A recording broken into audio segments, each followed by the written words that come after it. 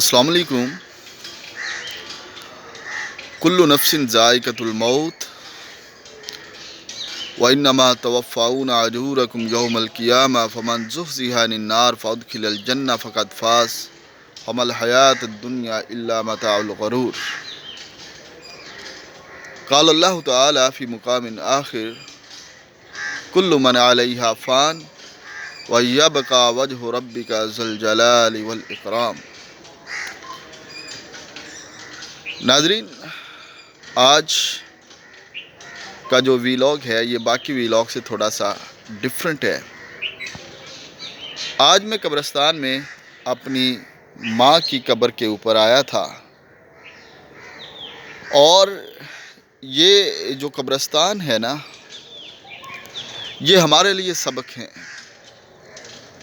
27 जनवरी तक रात को हम अपनी माँ के साथ थे। हमने रात को इकट्ठे खाया भी, पिया भी, बैठे रहे रात लेट तक भी। लेकिन जो 28 जनवरी का दिन था, उसकी सुबह वो हमारे लिए एक क़यामत से कम न थी। हमारी वालदा अल्लाह के पास चली गईं और ये सदमा ऐसा था जिसने हम सबको हिला के रख दिया।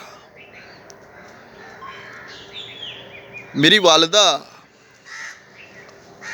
अपनी उम्र का बेहतरीन हिस्सा अपने अल्लाह के लिए गुजार के गई और सारी ज़िंदगी उन्होंने हमें नेकी अच्छाई की तालीम दी। आज रात को जब मैं सोया हुआ था तो मेरी वालदा मेरे ख्वाब में आई और मुझे आकर वो कहती हैं कि मुझे वज़ू करवाओ। 3 बजे ये तकरीबन ख्वाब आया और उसके बाद मुझे नींद नहीं आई। मैं उठा और जैसे ही सुबह की अज़ानें हुई मैं घर से निकल पड़ा। फजर की नमाज भी मैंने रास्ते में पढ़ी और अभी सुबह सुबह मैं अपनी वालदा की कब्र के ऊपर खड़ा हूँ। यकीनन ये हमारे लिए एक बहुत ही बात है ऐसी जिसको हम बयान नहीं कर सकते। ऐसा दुख है जिसको हम बयान नहीं कर सकते। लेकिन ये अल्लाह ताला का निज़ाम है।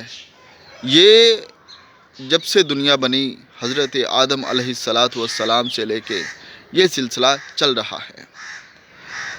लेकिन सोचने की बात यह है कि कब्र, ये जहाँ पर आज हम कब्रिस्तान में मैं खड़ा हूँ, जिसको मैं आपका विज़िट करवा रहा हूँ, इस कब्रिस्तान के अंदर ये जो लोग अभी लेटे हुए हैं, आप मेरे पीछे कब्रिस्तान में देखें तो ये लोग भी कभी हमारी तरह ही ज़िंदा थे और दुनिया की तमाम आसाइशें, ज़रूरतें इनके साथ थीं। लेकिन अब ये अपनी आखिरत और आखिरी ज़िंदगी की तरफ रवां दवां हैं। अल्लाह ताला हमें इस कब्र की तैयारी करने की तौफ़ीक़ अता फ़रमाए।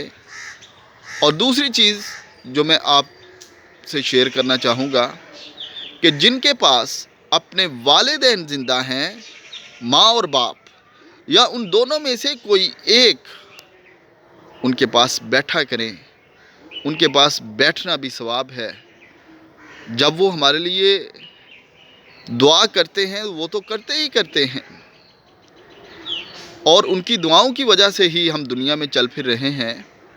लेकिन मैं आपसे दरख्वास्त करूँगा, मुल्तमिस हूँ, मैं आपसे सरे दस्त दरख्वास्त करता हूँ कि आप अपने वालिदैन की कदर कीजिए। कहीं ऐसा ना हो उससे पहले कि फिर जिस तरह आज मैं अपनी माँ को मिलने कब्रिस्तान आया हूँ, कहीं आप लोगों को भी ऐसा वक़्त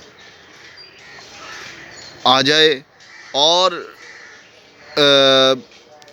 उसकी हम यकीन करें जितना भी टाइम पास कर लें उसका अंदाज़ा नहीं होता।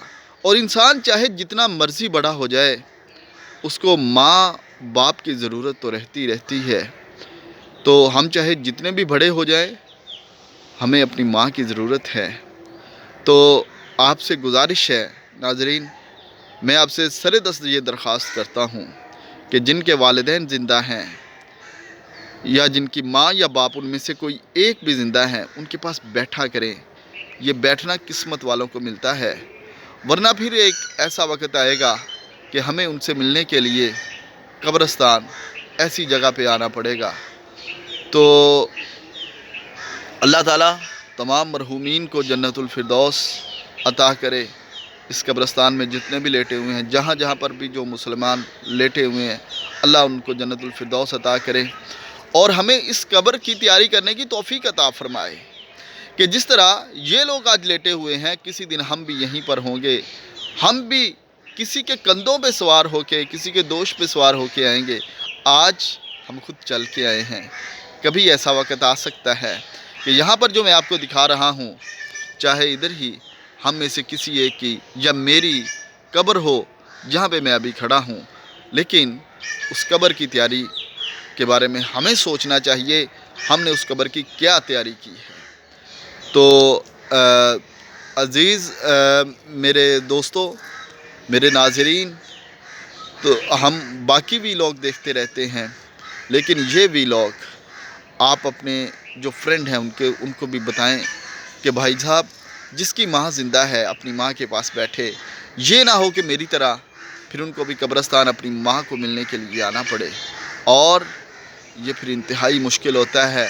اور جو انسان اس رستے سے گزرتا ہے، یہ صرف اسی کو پتہ ہوتا ہے کہ یہ رستہ کتنا مشکل رستہ ہے۔